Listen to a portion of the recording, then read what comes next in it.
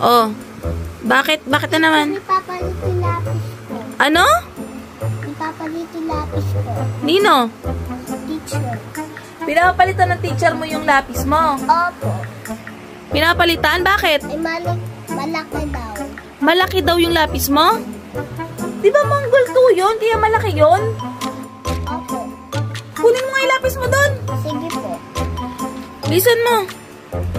A few moments later. Saan? Ah! Ang laki niyan eh. Di ba pinapaiwan ko na yan sa'yo dito sa bahay? Bakit pinala mo? Ito lang yung lapis ko. Hindi ako nabibili ni Mama.